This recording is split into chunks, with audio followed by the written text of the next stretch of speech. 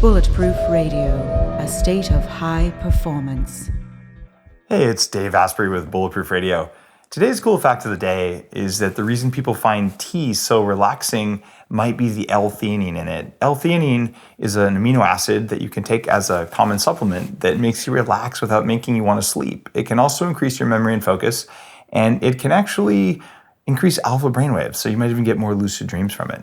And in case you're wondering, and you're watching this on our YouTube channel, I'm wearing a slightly unusual looking mask, which is illuminating my entire face in green light. I could also do red or blue, and you'll find out why in a minute, but now I'm taking the mask off because, well, it just looks too ridiculous. Today's episode is one of those very, very fun ones where we get to talk about Q&A. And sitting here next to me is Dr. Mark Atkinson. We're going to answer questions that you've sent in via the blog or via Facebook or via the new voicemail service that we've got plugged in on bulletproofexec.com. So you can actually go there and click and leave us a voicemail. We'll actually play your question as you've read it. I get a ton of these questions every day, and I really appreciate that you take the time to send them in to me. It's not really possible for me to answer every question, so if I don't answer your questions on here, what you can do is you can just go on over to forum.bulletproofexec.com, and there are tens of thousands of people sitting there ready to listen to it. Our number of listeners has grown rapidly, so the chances of 1 million people listening to this episode are pretty good over time. I guarantee you that the number of people who hear this, that together you all know more than I do. So if you go to forum.bulletproofexec.com and ask us about any question, you'll get a bunch of informed opinions from people who've thought about it, and you'll probably get a bunch of uninformed opinions, but we're gonna set you right directionally in the forums, and for the big questions, I'm gonna take those here with Dr. Mark. Before Mark and I get started though, I should introduce him in case you haven't met him yet. This is, I think, your third or fourth time on Bulletproof Radio? Yep, fourth, I think. All right. So Dr. Mark is a pioneer of integrative medicine from the UK. He's also a personal development teacher, and he's the Bulletproof Medical Director. When you sign up for the Bulletproof Coach Training Program, he's the course leader. So Mark and I have developed the Bulletproof Training course together, and he's the primary teacher, and I'm part of the training as well, but I don't lead all of the training sessions. Mark does, and he and I have worked together on this quite a bit. And speaking of Bulletproof Coach Training, you can head over to bulletproofexec.com/coaching and learn about how you can be a Bulletproof certified executive coach. It's a set of knowledge that includes some nutrition, some other biohacks like that. But the idea is if you wanted to learn how to personally have a bigger presence, how to be higher performing, and how to help others do that, no matter what their profession is, whether it's someone who wants to be really more effective, say as a teacher versus as a CEO, the idea is if you're a coach, you can help people understand their areas of growth, their areas of strength, and then how to biologically support that using biohacking techniques so they get more progress in less time. We're going to teach you how to do that. This is a 9-month serious program. It requires 2 days in person with Mark and me, and then it requires 9 months of regular online training. So this is a real deal, and it's sold out as first things. You can attend on the West Coast, on the East Coast, or in Europe. So we've got several varieties. We actually fly around to do this training. It's one of the most important things I know how to do in order to scale this knowledge so that more people who are just hungry for, like, how do I make things easier? So they can get access to that. It's not possible for Mark and I, even if we're on the phone 24 hours a day, to reach all the people we could reach. So we're leveraging our knowledge and time very, very effectively through this amazing community of coaches that have already been built. There's already more than 100 coaches in the program, and it's growing rapidly. So check it out. It's well worth it. We have a mix of medical professionals, existing coaches, certified nutritionists, and people from all walks of life who've just decided, I want to step up my game. I want to become a coach. So it's a really cool mix of people, a great community, and a place to grow yourself as well as you learn how to help others do it. Mark, thanks for coming up to Bulletproof Labs. It's cool that you live only 45 minutes away, so not too long of a commute. It's great. And I was wearing this ridiculous looking mask, which I found on like eBay. It's not an amazing piece of biohacking tech, but it does, if people are looking at it, have these color changing LEDs, this red, green, and blue, and they shine pretty brightly on your face. And the idea there is you wear this mask and it does some things. But what was our first question? That's why I decided to break this out. Yeah, okay. So our first question comes from Ben, and the question is, Dave, what's your favorite color of light? It depends on what you're trying to do. Light is a drug. And if we acknowledge that light is a drug and realize that just like you could eat junk food without knowing it, you can also expose yourself to junk light without knowing it. So my favorite color of light that's missing or underrepresented is red. And that's because red light causes you to grow new collagen. It actually accelerates the growth of collagen. And not just any red light. Specific frequencies of red light can have different effects. And there are several different studies pointing at different frequencies, but most of the new either deep red or red LEDs that are at a fixed frequency, the higher quality, more recently manufactured ones, hit those wavelengths. So if you have red, you can actually increase mitochondrial function, and you can increase healing in the cells, and you can cause a faster rate of collagen. So I use this mask and a few other red LED technologies when I'm, say, in a hyperbaric chamber, when I'm doing infrared sauna, or sometimes just when I'm working. In fact, even as we're recording this right now, I have some red LED tape up in the ceiling. And when you just tilt the light to be a little bit more warm, it really does good things for your brain. In the morning and at night, red is very important. And during the day, there's an argument for more blue light from overhead. So during the day, I'd say that's a good color. The problem is blue light without the infrared heat that comes from being outside in the sun with blue skies overhead has a different effect on the body, because blue light by itself, or when it's overrepresented, is actually a source of oxidative stress for your cell membranes. And it doesn't get the signal to heal that you would get when you're outside under natural sunlight where you have a blue sky and thermal warmth. So warmth plus blue light equals daytime. Cold blue light, like you get from fluorescent lights or just blue LED lights, is less effective. But there is a case for blue LED light, both for healing acne. There's a case for it with babies, and there's a case for it maybe even for resetting your circadian rhythm, although light intensity is more important than color for circadian rhythm. So super bright halogen lights in the morning might work better than a blue LED with less oxidative stress on the eyes. Long answer, but kind of cool. Okay. Yeah, and just to kind of wrap that up a little bit, our environment has a profound influence on the way we feel, the way we perform. And, just as an experiment, as you go throughout the day, start to notice the different colors. And when you look at those colors, how that kind of impacts on you. Look at the clear blue sky, look at the gray sky, notice how it immediately impacts you. And we start to realize that moment by moment, unless we're consciously taking charge of it, our environment is often influencing, determining how we feel. So that's why you got to take charge of it. It's one of those things I never would have noticed, but I felt a long time ago, I'd go into these like big box stores like a Best Buy or Bed Bath & Beyond or Costco and any of those places, and I feel drugged after 10 minutes. Like my ability to make decisions seems like it goes down, like I'm putting crap in my cart that I don't need. Like, do I really need like 95 rolls of paper towels? I don't know, maybe I'll take 2. And I used to think it was because there was bad air. Like there's no air in here, you're just kind of like, ugh. But I realized it's actually the lighting. The lighting dulls my brain after a while. And I do have sensitive eyes to this, and we've had Helen Erlin on the show. And in fact, Helen's going to come up. She makes custom tints to protect your eyes from different spectrums that make your brain specifically weak. She's going to come up and train you and me, so we'll actually be certified practitioners of her specific set of knowledge, and we'll have her on the show.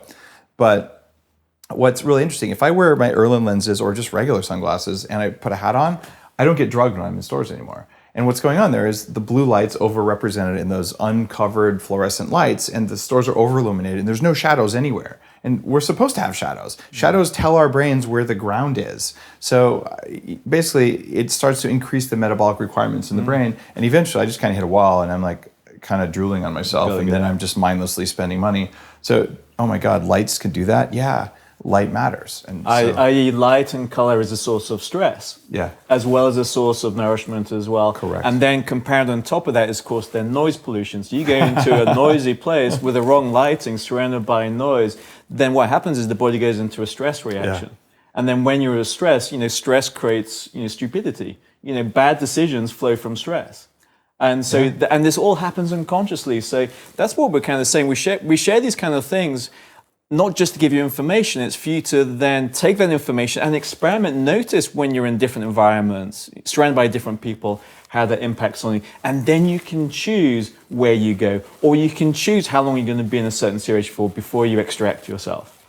One of the things that I use that's really important is I live in a relatively quiet part of the world. I'm not too far from the airport, but it's really quiet. So I have this problem though, because like screeching bald eagles and hooting owls, they totally interrupt my flow. You know what I mean? Like, okay, I'm challenging life. No sympathy. But it's one of the reasons that I chose to live where I live is Likewise. because having silence and peace, it increases my performance and my ability to give back and just to give back to my kids. Just to be present in the world, it's better when I'm not actively filtering crap out from auditory and visual systems. Yeah. And this is about making a conscious choice, not about an inability to do that. The other thing that's completely cool, and not in this question, but it's worth talking about, is if you want to feel amazing when you get off an airplane, wear the baseball hat, wear the sunglasses, the dark glasses, look a bit like a terrorist. It's okay. You just look like one. You're not actually one. And get noise canceling in-ear headphones. And you can carry these heavy over-ear ones that kind of smash your head. For most people, the smashing of the ear actually triggers the trigeminal nerve after a while. But Bose makes an in-ear one. They're very small, they're lightweight.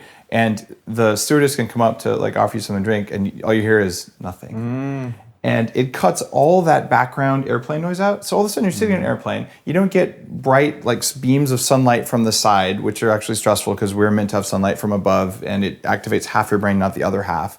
So you cut glare, you cut noise pollution, and then don't eat the crap on the airplane, drink a lot of water. And when you land, you're like, okay, I feel like myself. And I thought, okay, maybe it's just me. But a friend of mine said, Dave, my 8-year-old, he just freaks out. He always gets a migraine when he flies, and he's terrified of flying. I'm like, try these tricks. So they did it. Exactly that. She's like, I can't believe it. He got off the airplane. It was the first time he's ever had a comfortable flight. So there's lots of people, they're not getting migraines, they're just getting weak. And like, you can. It's kind of empowering, is it, to know that we can create this microenvironment within which we exist most of the time that is supportive of us. And so we can be in challenging situations, but there are certain things we can do to take care of ourselves. So that's what you're describing there. So, and also just kind of, because we're getting on noise pollution, things like that, just also, what you listen to, TV you watch, all those kind of things. Sitting in front of a TV, you're being exposed to a whole bunch of disruptive wavelengths that are also scrambling your brain as well. So just You're talking about from light? Yeah, from light, and from light and from noise as well. So just be mindful of this and how it impacts on you, and then make a decision about if it empowers you, you feel great after it, do more of it. If not, do something about it. So now we're speaking about technology, and one of the things that you can do is you can set the color temperature of your TV, if it's a newer one, to not be so bright white, which will affect you at night. So you can lower the color temperature. And you can get the ZenTech screen protector. I've got one on my phone right now, and you can make that for your computer. You should run Flux, f.lux on your computer to turn down the light and things like that. And from a noise perspective, this is just a bit of trivia, but it's really cool because you're a doctor. You remember 24, that really popular series we just couldn't stop watching with Jack Bauer? You may not, because okay. Anyway, between each cut, they have this little sound. It was like a beeping sound and then some strange sound. It was really arresting. And the reason it was so arresting is it was actually the recorded sound of a human heartbeat with a dysfunctional heartbeat. They basically had found a sound clip of someone with basically a damaged heart, and they're playing a damaged heartbeat between them, and you cannot help but hear that go, be jangled. And that's one of the reasons the show is really addictive, is the camera angles, the cuts, and just like this constant stress. It's an addictive show. It's actually a really good show, but quite violent. But they were doing little tricks like that affected you neurologically that you didn't know about. This is fascinating. Okay, it's probably the kind of question we should come back to some other time, because it's fascinating. But anyway, let's... second question from Jeremiah, age 15. So, hi Dave, I'm a young entrepreneur, and I was just curious how you got started in the health industry. I wanted to know how you started, and if you could do it all again, what would you do? Would you do anything differently? Thank you, and have a nice day. Well, Jeremiah, thanks for taking the time to write your question in, and I love it that you're a young entrepreneur. I was a young entrepreneur too. In fact, I was always looking at starting companies, and it so happened when I was 22-ish, one of my early companies that made T-shirts sold the first product online ever. So I'm a huge fan of that. However, the most important thing that I could have done as a young entrepreneur would have been to work for other entrepreneurs rather than just do what I naturally did, which was, I'll go it alone. I can do this. I want to be in charge. I spent 20 years working for startups in Silicon Valley, started by people 20 years older than me, who basically taught me some sense. So the number of times I was mentored by people who just had walked into walls and stepped on sharp things and just learned where the pitfalls lied, who took their time to teach me those things so I could function like I do now at 43, it's hard to state. So the best thing that I would recommend to get started in the health industry is find a way to get working with someone who is already well established. Volunteer to do content or social media, or to work with someone who is already in the health industry, even a local physician, someone with a product, and put in the time in order to understand what's going on that you don't see. Because as an entrepreneur, you present this stuff to the world, but the stuff that happens in the back, it's kind of like sausage making, right? You're grinding all these ingredients and all these things, and it's not always pretty. And at the end of the day, you put it together into execution.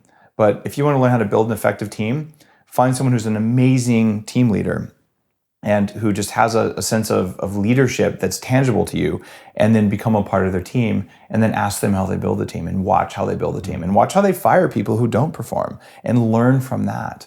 And it's that kind of learning for me from failing many times that helped me to become a good entrepreneur. And in terms of getting started in the health industry, working with those who are already doing it is a great way to get started, to build your network in it. And for 10 years, I ran a nonprofit in the space. I got to know the leaders in the anti-aging field. It's called the Silicon Valley Health Institute, svhi.com. We've got 10 years worth of video up online for free. It's a meaningful thing that's been running for 23 years. It's that helped me understand what was going on in the health industry. So putting in the time, becoming an expert, and recognizing that at 15 or even 20 or 25, you're capable of executing, and you're willing to take risks that someone who's 40 with a family and a mortgage probably never will. So you have a unique time to go out there and change the world. But if you're going to do it at a young age, you could also have people who help you. Even if you look at, say, Mark Andreessen, who's a very, very successful venture capitalist and investor, who was out there, got started, I think, about a year before I did in Silicon Valley. He's the guy who wrote the first web browser way back in the day. This is NCSA, Mosaic, and things like that.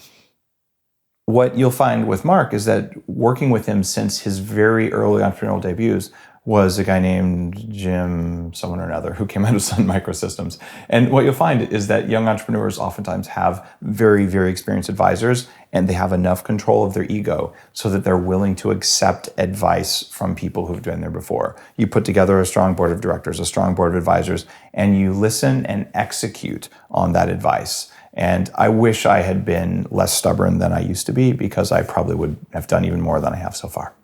Okay. And I think that ability to listen and sometimes be humble, sometimes not be humble, sometimes to be absolutely firm in your conviction that this is the right thing and we will do this, but having the flexibility to know when to be humble, when to be rigid is a big part of it. And also, just speaking from someone who thought I was an entrepreneur for a while, but actually I'm not entrepreneurial. And sometimes you have to admit that, which is some people are naturally orientated towards being an entrepreneur. They have that attitude, and others aren't. And sometimes there's a lot of people out there who feel they want to be entrepreneurs, but actually that's not that suited to their character makeup. And so sometimes partnering up with others who are in the same space, who have different skill sets, can be a great way of making a difference together. Yeah, there's a lot of weird messaging that goes in. Like there's stuff you should do, or stuff you should want to do. And these are messages that are implanted by society or your parents or your peers or whoever, right? But if it's not actually what you love doing, like there are people who like being part of a team, and they don't need to be leader because they like executing, they like researching, they like experimenting, they like creating. And if they're in an environment that allows them to do that to the best of their ability, they're part of an entrepreneurial team, but they're not the entrepreneur. And so recognize whether you want to be an entrepreneur because that's your core motivation or because that's what's cool. And if you want to do it because that's what's cool, figure out if there's something that's even cooler and do that. Yeah, got it. Okay, so now we're going to take a question from Molly. Hi, Dave. My name is Molly Ponkevich. I'm from Portland, Oregon. And my question was regarding healthy fats.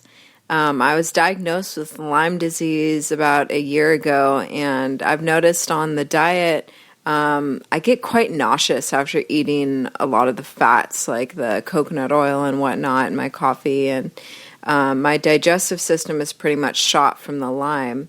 So I was wondering if your brain octane oil would be, if you think it would yield a different result, since apparently it's digested more rapidly, and what your recommendations are for this.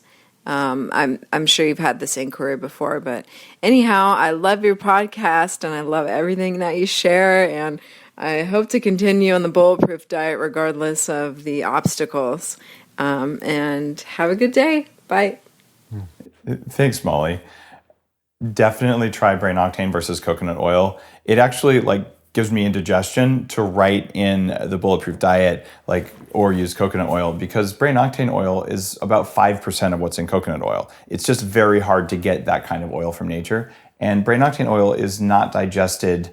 In fact, it's not digested via the pathways that coconut oil is predominantly digested by. But if you have fat absorption problems and you have a history of Lyme, which also almost by definition means you probably have some mold exposure as well. My experience is that 90% of Lyme people also have neurotoxins from mold present, and that might have even precipitated Lyme disease.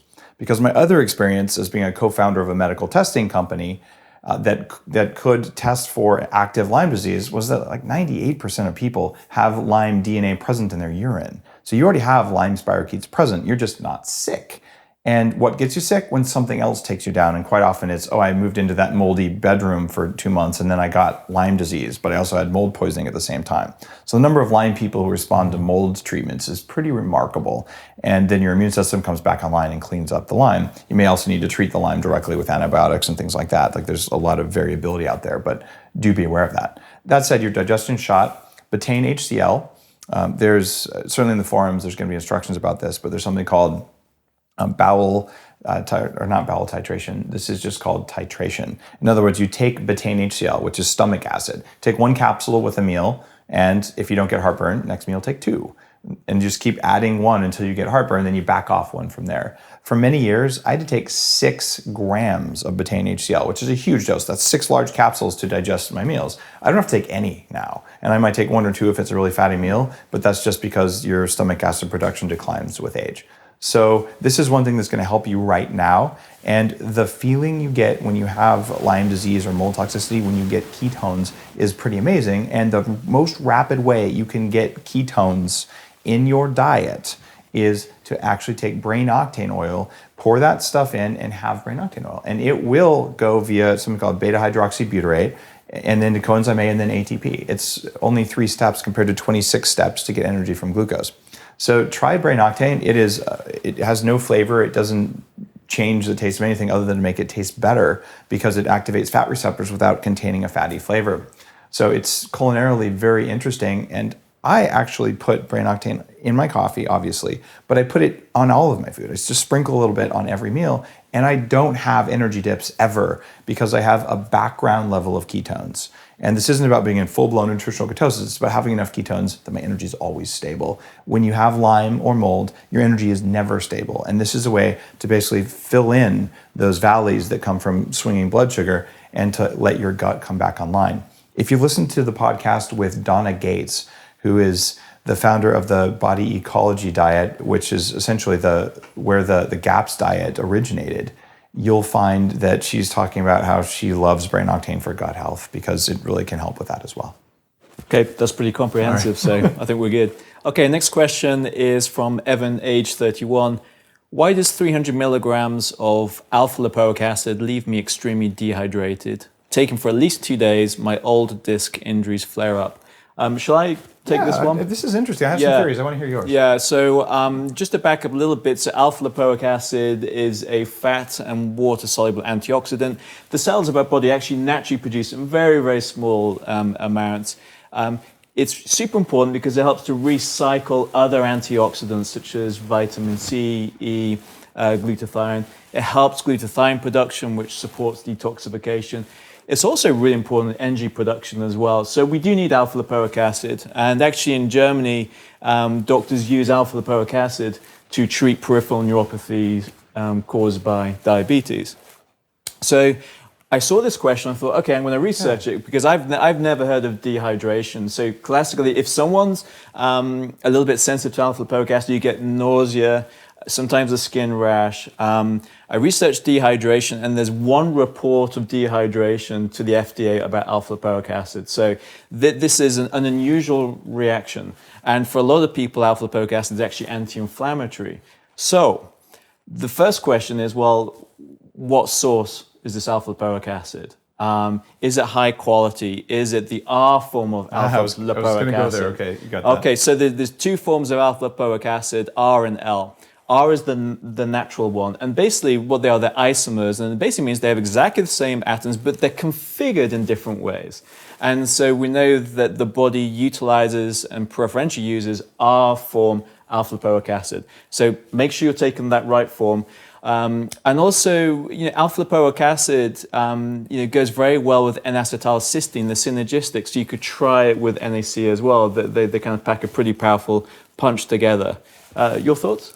Well, definitely. I love that you mentioned the RALA. There's also something called KRALA, potassium R-alpha lipoic acid, which is the most noticeably effective. The inventor of that, maybe almost 15 years ago, I was chatting with him about it, and he kept sending me these like unlabeled vials, and I would take it like, whoa, this stuff kind of lights you up. And you can buy that stuff today still. And I'm not certain that you're actually dehydrated, Evan. You haven't told us why you think you're dehydrated. But one of the things that can happen when you take something like this, if it causes any kind of Herxheimer reaction. A Herxheimer reaction is what happens when you take something that increases your health, but it causes a short-term healing crisis. In other words, it liberated toxins. I would look for metal toxins, because what I think is going on is alpha lipoic acid, which is a chelator of metals, is probably liberating some mercury or some other metals from your tissues.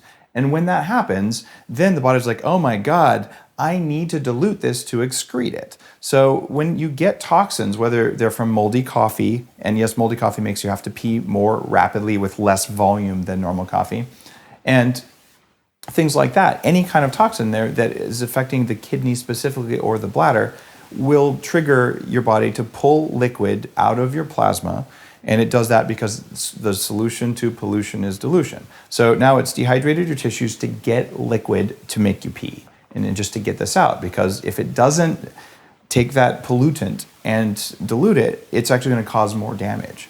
So what I think is going on here is you're actually having a healing crisis brought about by this. And I would recommend you do a 24-hour urine challenge to look at what metals you have in your body. And I suspect you're going to find mercury. And if I was to just bet, I would say some lead and some cadmium too. But hey, I'm just betting. Yeah, and particularly if you have mercury amalgam fillings, you eat a lot of tuna, obviously you smoke or you're a passive smoker, there'll almost certainly be heavy metals there. So I think you're absolutely right. The extreme dehydration is probably a dry mouth. Yeah. And the dry mouth is a consequence of the toxins coming out. So I think that's spot on. And the old disc injuries flaring up, you liberate toxins that were, say, held somewhere else in the body. All of a sudden, you're going to get inflammation. Also, if you have old disc injuries, for God's sake, go do some prolozone. It's one of the simplest things you can do. And what they do there, it's not terribly expensive. It usually runs about $75 to $150. They inject ozone gas into the joint capsule, and I've seen profound growth of collagen. If you have some collagen left in there, you can totally fix it. It's very effective on knees and spine. Yeah, and you'll also probably need some liposomal glutathione as well, because your body's detoxing. It needs some extra support, so take some liposomal glutathione. In fact, take the glutathione force, which is the stuff we make, and it's a liposome, which is the only way you can really absorb glutathione, because normal glutathione is digested. But we take a liposome and we put a lactoferrin on top of it, so that liposomes absorb in the top 5.5 inches of your GI tract. You have to hold them under your tongue. But the form that we use, which comes out of the pharmaceutical industry, it's a drug delivery system that we're applying not to drugs, but we're applying to a healthy molecule that's usually digested. It can actually absorb in the gut, which gives you much better absorption. And that's something I take most days, because it really helps just to keep the body liberating the toxins, which lets the brain work better. And it's the only glutathione product I've come across that tastes good as well. Good. Yeah. The orange cinnamon is a lot better than the old one, which was truly awful, was actually the name. Yeah. All right. Okay, so next question is from Audrey. Would you consider making DVDs or online videos available to purchase of the Bulletproof Conference for those of us who are unable to attend this year? Last year's conference was great. Really don't want to miss out. Well, Audrey, short answer, absolutely. This year's conference was 1,300 people versus 500 last year.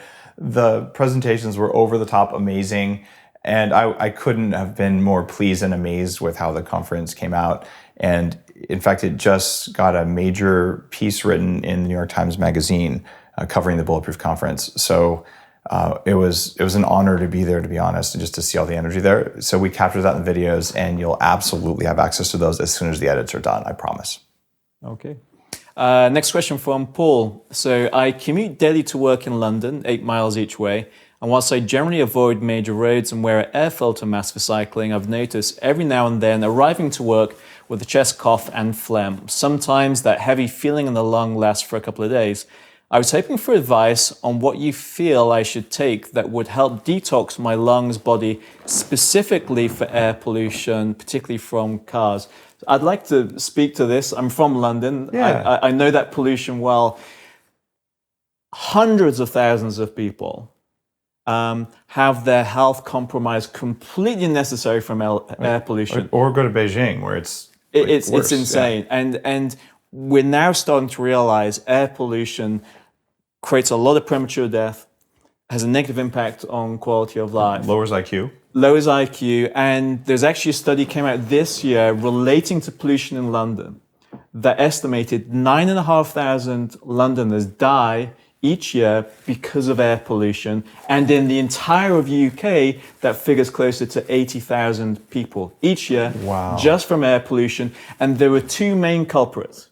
There's the toxic gas, nitrogen dioxide. So that gets released from cars and lorries and buses that use diesel. And you've got particulate matter. Yeah, and there's a very really specific type of particulate matter called 2.5. And that basically means particulate matter that is less than 2.5 micrometers. So it's like 100,000 times smaller than hair. So it's kind of minute stuff. It can enter the cells, right? It can enter the cells. And so what's happening is that when you're breathing this in, and if you're cycling, you're having to work hard. So you're taking these considerable breaths in, yeah?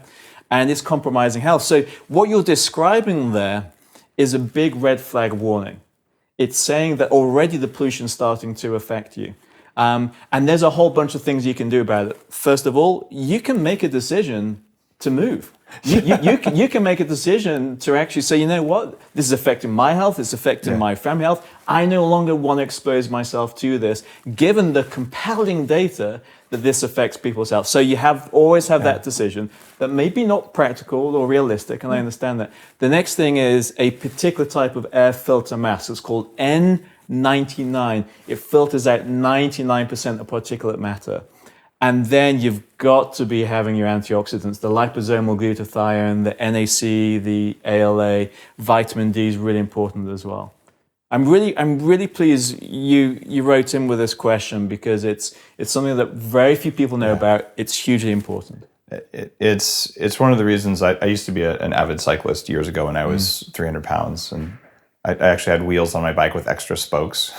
So I would quit bending wheels. Like when you're 300 pounds, you have to do that. It's kind of embarrassing. 36 spokes, if I remember right. And I would ride even 15, 20 miles a day. I didn't lose the weight, but I breathed a lot of bad air. Yeah. And I would definitely experience the difference as well. And I can't imagine deciding to cycle in a big city right now. And it's not about cars hitting you, which may or may not happen, but you'll probably live.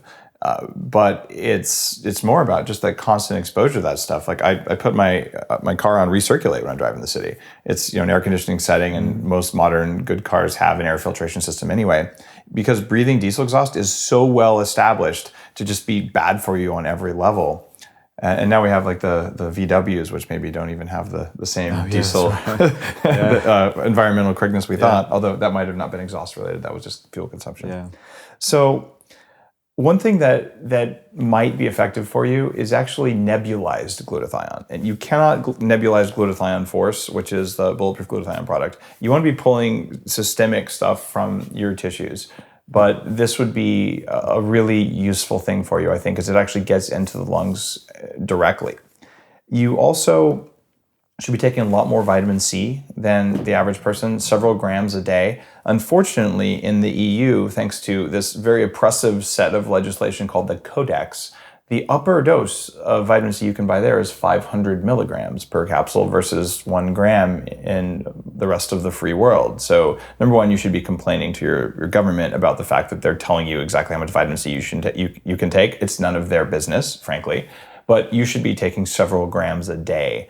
You'll know when you've had too much vitamin C because it gives you disaster pants. Note to self, don't try high doses of vitamin C before going on your 8-mile bike ride, because disaster pants on a bike, don't even go there.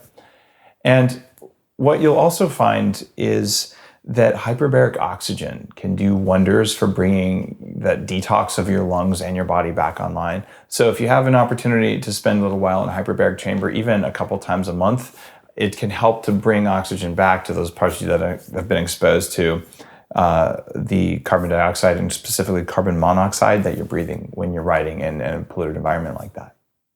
Yeah, so anyone listening to this, do yourself a favor and even just Google air pollution. It's kind of pretty mind-blowing when you start reading about it. In fact, I used an N99 mask at Burning Man, and I even found one that looked kind of like a stormtrooper. It was pretty cool. Oh yeah, you can get designer masks now. You can look pretty cool with it. Okay, next question we're going to listen is from Mitchell.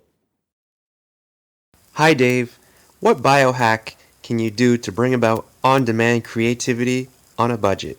I've been doing dual MBAC training for synthetic intelligence. However, I want to focus on creative intelligence. You recommended the Focus Creative Attention Training app before. Any chance of bringing it back? Thanks. You know, for a while there, we had this really cool device that would allow you to bring blood flow to the front of your brain via biofeedback. Unfortunately, the inventor of it just stopped answering emails, stopped shipping devices, and there's no way that I'm going to be shipping things that I can't support or that I can't ship after someone buys them. So I, with great regret, took that offline. I have several versions of it here at Bulletproof Labs that I use, but it's not something that I can offer commercially, sadly. And that was a very difficult kind of training. You do about 5 minutes and it just makes you tired. And it's really cool because it did move blood inside the head. I expect that we're going to see a whole renaissance of these technologies because it's very easy to measure blood under the scalp and even in the brain just using infrared lights and optical sensors that are now very inexpensive. So what happens if you move more blood here versus more blood here? You can do it very quickly. It's one of the easier types of biofeedback you could do. The proof case is you want to learn how to make your finger warmer. You can buy a $10 thermometer that goes on the end of your finger, a digital one, and you can change your finger temperature usually within an hour of just playing around. Like, oh my God, I consciously have control of blood flow in my fingers. The brain is not that different. So the question is, how do you train it? And so I expect that we'll see a bunch of Kickstarter things like that because this kind of technology is just awesome. And if you're someone out there working on something like this, drop us a note on the support line, support@bulletproof.com. And it's always interesting to know what's happening, and maybe there's a way to do this, because I'm a huge fan of just moving blood around in the brain, because the brain doesn't always know to do that itself. But if you want on-demand creativity, there's a couple substances that have been used for on-demand creativity for a very, very long time. Specifically, if you look at the history of great writers, they use coffee and they use cigarettes. I am not a fan of cigarettes because, well, we just talked about air pollution, right? Putting burning crap in your lungs is not good for you. You won't live a long time. They're tied to cancer. However, nicotine, specifically just that active ingredient in tobacco, it's actually one of the active ingredients, is a smart drug in and of its own right. And using very small doses, like 1 milligram at a time of nicotine, which is half of the smallest lozenge you could buy for smoking cessation, in combination with, so you melt one of those under your tongue, and you do that right after you've had a bulletproof coffee. When I wrote the Bulletproof Diet, and as I was working on Bulletproof, the cookbook that's just coming out at bulletproofcookbook.com, gratuitous plug there, I absolutely use that, because when you want to go into that flow state, there's something that happens when you activate the nicotinic acid receptors in your brain, as well as get the energy from brain octane and get all of the normal things that coffee does with caffeine. So you can just more easily go into that state. The other thing that really radically helps is heart rate variability training. And that's something in the Bulletproof coaching program we're teaching our coaches to use with clients. It's something that I use with clients as well. And we have Stress Detective, the Bulletproof app that lets you monitor your stress all day long. But we also carry the inner balance sensor on the Bulletproof website that clips onto your ear. and it teaches you how to turn off your sympathetic mode. You want to be in on-demand creativity mode, you better be out of fight or flight mode, because you will not be creative if your body is worrying about a tiger eating you, which is what it worries about most of the time when you're not on top of it. So that's kind of a neat stack. Some stuff that increases what your brain's doing. And if you want to be a little bit more floaty, try adding maybe some L-theanine in, or just taking a few minutes off, going for a walk, taking deep breaths, a little bit of meditation, and then going in recharged with these cognitive enhancing substances. On top of that, I like to layer in something called aniracetam, which is a fat-soluble pharmaceutical sort of thing. It's not a pharmaceutical in the US, but in Europe it's considered a pharmaceutical.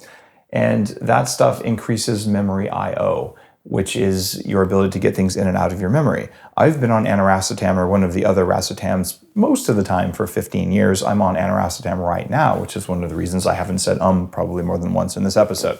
So that's kind of a long answer, but boom. Yeah, I love the subject of creativity, so I'm going to give my top creativity hacks. Creativity often comes to us when we're not looking for it. And so sometimes it's about paying attention and focus and then allowing yourself to daydream. And in that daydream, you get the creative insight. So learning how to fluctuate between that state of focus and daydream, really important.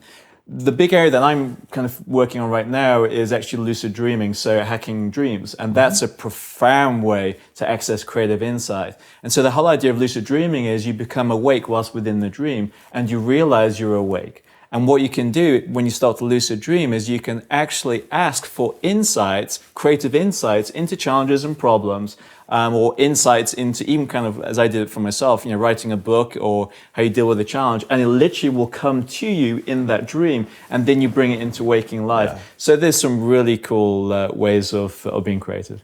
When you get into the lucid dreaming thing, it's pretty incredible. Some of the more advanced 40 years of Zen training can teach you to be in a more of a theta state and to have more control of what you do when you're in that kind of a dream world.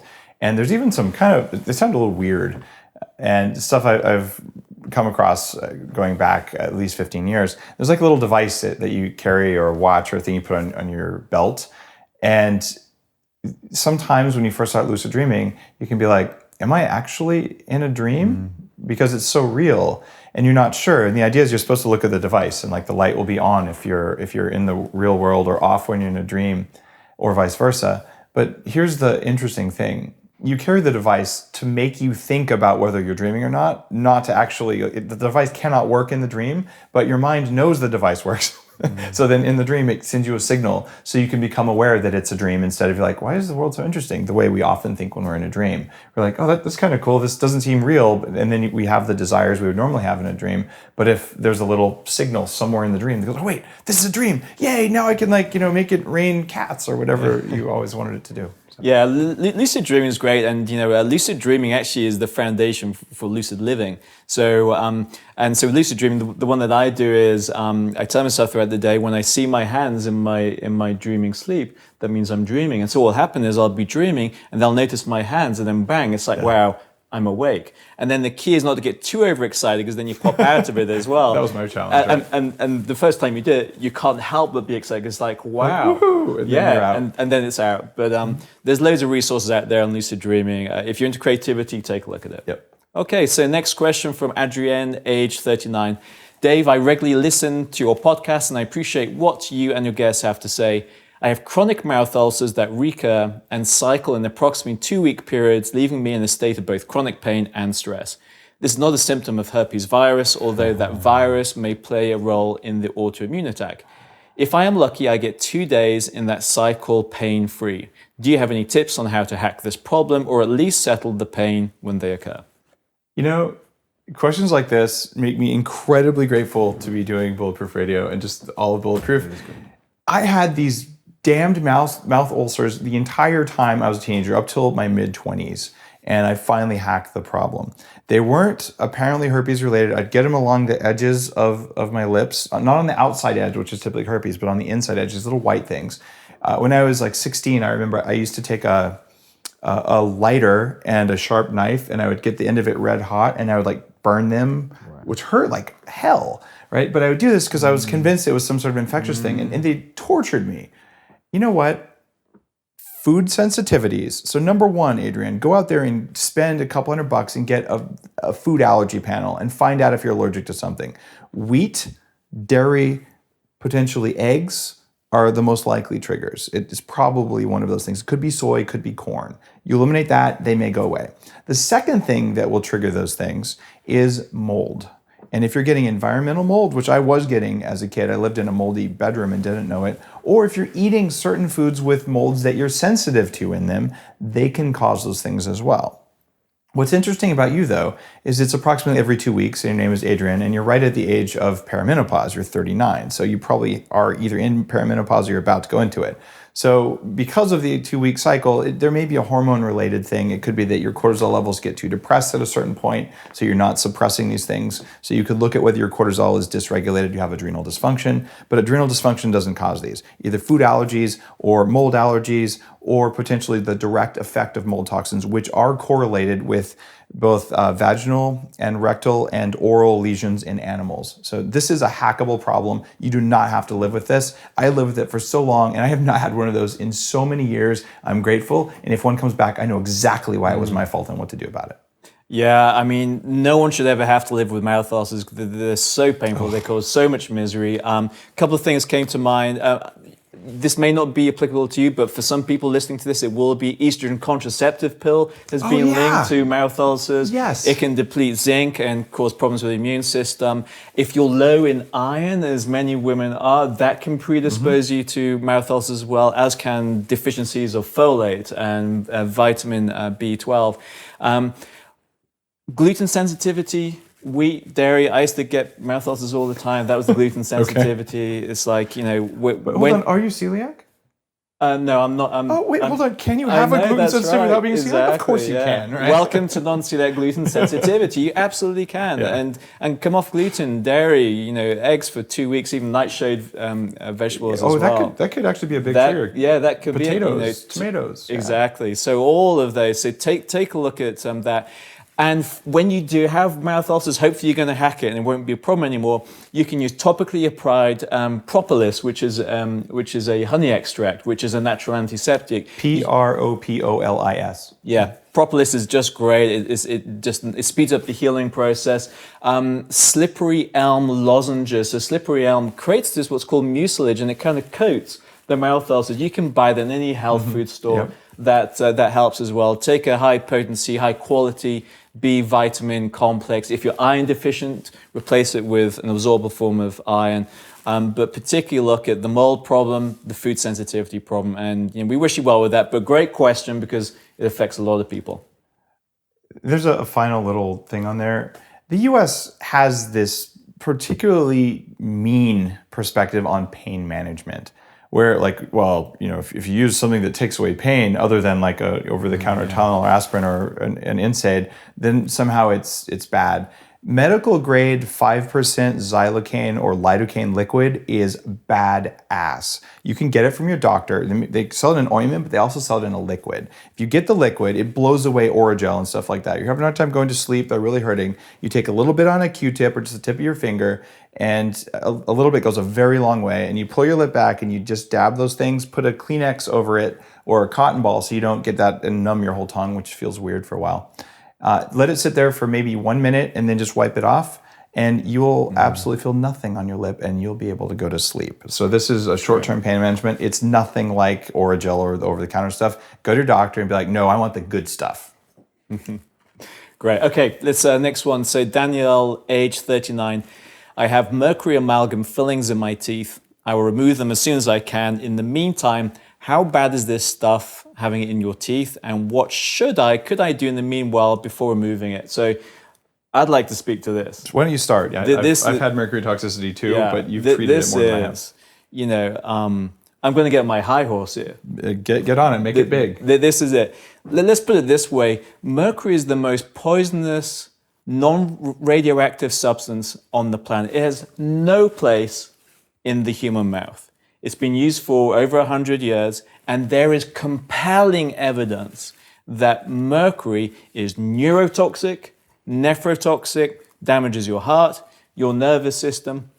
and that the vast majority of people who have mercury amalgam fillings actually have a constant release of mercury vapor from the mouth, which gets absorbed through the GI tract and gets converted into toxic form of mercury that absolutely compromises your energy, your health, and your performance. So I'm really pleased you're obviously aware that this is an issue. I'm really pleased about that. But there's a caveat here, which is that more damage can be done if those mercury amalgams are removed in an inappropriate way. I had that done. Serious problems. Yes, listen to this. Yeah, this is so important to get. At one level, you're better off keeping them in until you find a dentist who is skilled in the safe removal of mercury amalgam fillings. So there is an organization called the International Academy of Oral Medicine and Toxicology.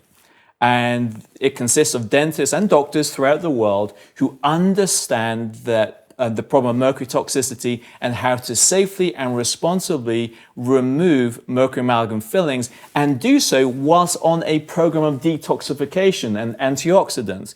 Because when you have those mercury fillings removed, they can release a whole bunch of mercury vapor. So it has to be done properly. You have to have constant water. You have to have high evacuation suction. So it literally sucks out all of the mercury vapor. You have to be fully clothed, fully protected. So make sure your dentist is signed up to this protocol. You got to say, what safety precautions can you ensure me? And you need to be taking antioxidants way beforehand. Yeah. You need to be preparing yourself. Glutathione force. I would take a whole syringe before I went in. A whole do bunch an of IV stuff. if you can. Yeah, exactly. IV glutathione is great. Liposomal glutathione, N-acetylcysteine, alpha-lipoic acid are all really important. Activated charcoal, super important. What you can do is actually, once you have those mercury amalgam fillings removed, wash your mouth out with some water with activated charcoal in it. Yep. That actually chelates it. Actually then put in some liposomal glutathione as well. So I am so pleased that you've written in about this because it is such an important subject. When they do this right, you're going to actually look like something from the Matrix. Like, there's light shining in your eyes. You've got a rubber dam surrounding all but the tooth they're working on because you get aerosolized mercury. And if they don't do this right, you actually get something called an amalgam tattoo. As the high-speed drill hits the mercury and the silver and whatever else is in the filling, it basically scatters and it sticks to the tissues in your mouth. And you don't want to absorb all that. That's the problem. So you get chronic low dose, or you get it drilled out by the way dentists always did, and you get this huge wave of this happening. There's also some talk about selenium being somewhat protective, so you might want to take a little bit of extra selenium when you're doing it. But the dentist you're working with should address the biological protection from this. And if it's within your means when you're done with this, I think that there's a great case for doing a few rounds of intravenous chelation, or at least oral chelation using something like DMPS or DMSA. And these are things that you could chat with your physician about. There may be something to be done with zeolite clay, although the research on that is, in humans at least, is still outstanding. But bottom line is, it's not doing you any favors now. It's certainly releasing the vapor gas you talked about. And if you have mismatched types of fillings, because they were done by different doctors at different times, what you have that's really weird is you have a battery, because your saliva is slightly acidic, and then you have one kind of metal here, another kind of metal here, and they'll generate a current flow between them. Right. And you have all these nerves that run through your jaw and through your mouth. And so you get subtle perturbations of your nervous system. So get the metal out, absolutely. And I understand it's expensive, it's important, and it's really important to do it right. There will come a time when the use of mercury amalgam fillings will be banned worldwide. Yeah.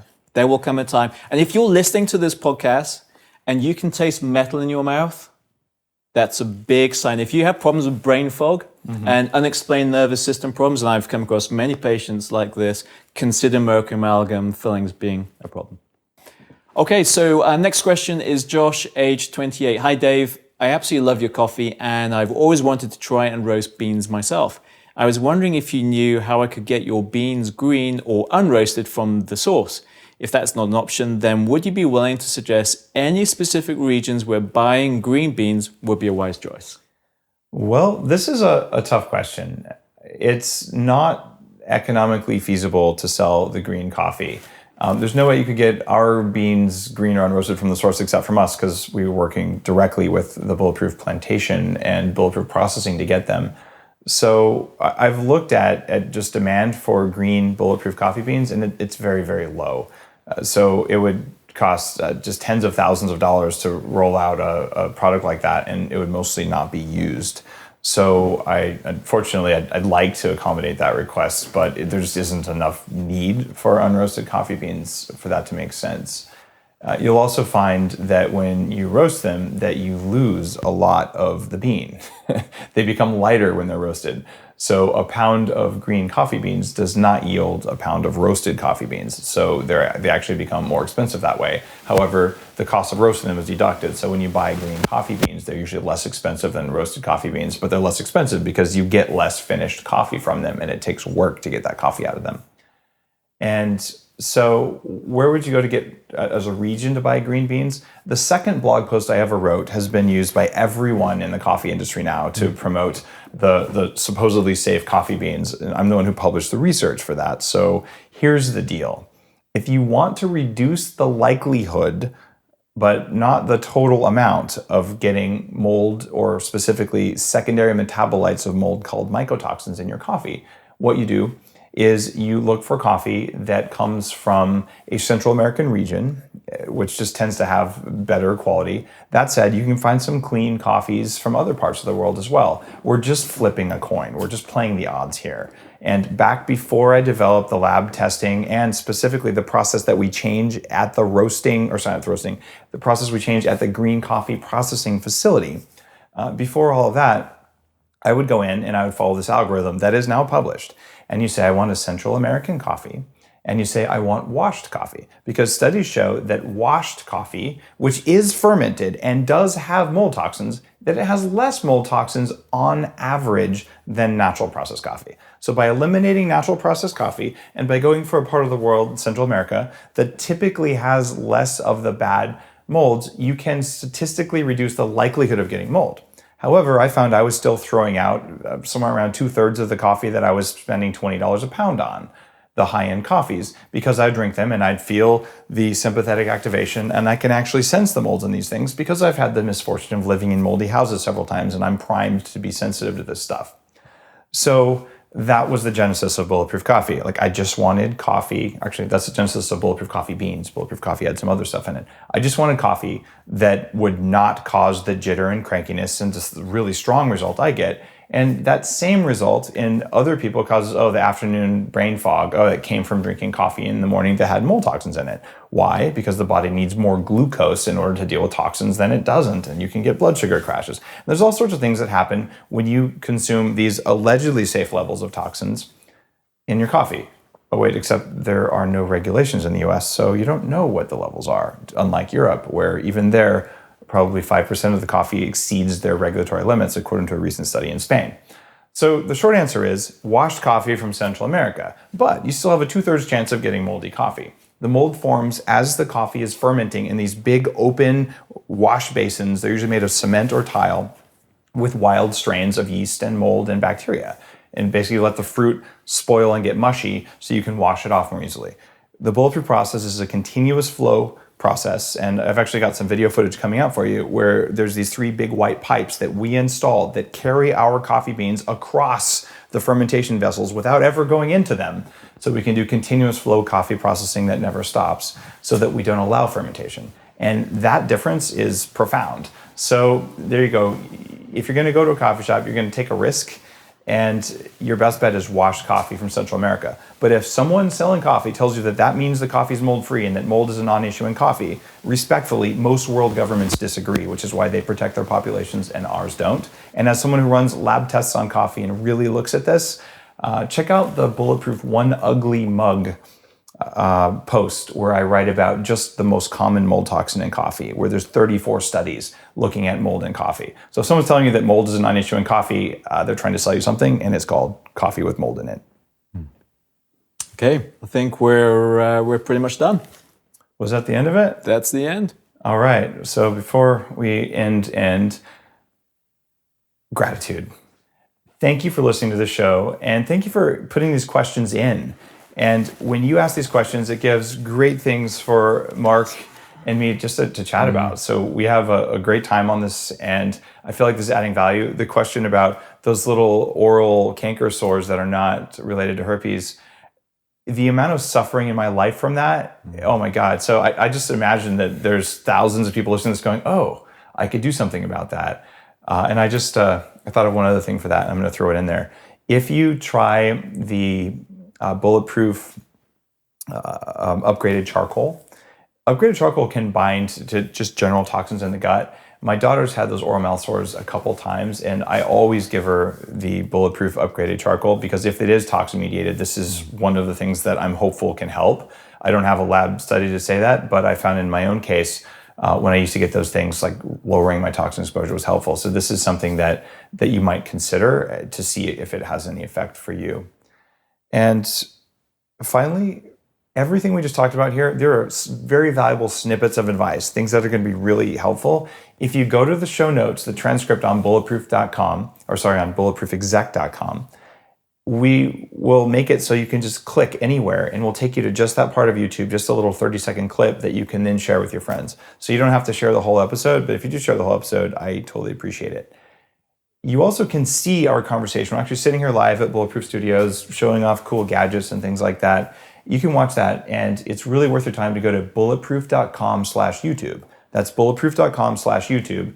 Go there once and subscribe to our YouTube channel. When you do that, you'll get a bunch of other videos that are not on Bulletproof Radio. It's all free stuff. It's not salesy stuff at all. It's just there for you to learn and for you to get more knowledge so you can become even more bulletproof. That's bulletproof.com/YouTube. You just do it once, go there, and you'll just get notified automatically whenever these episodes go online and when other stuff goes online that you're going to want to see. Have an awesome day.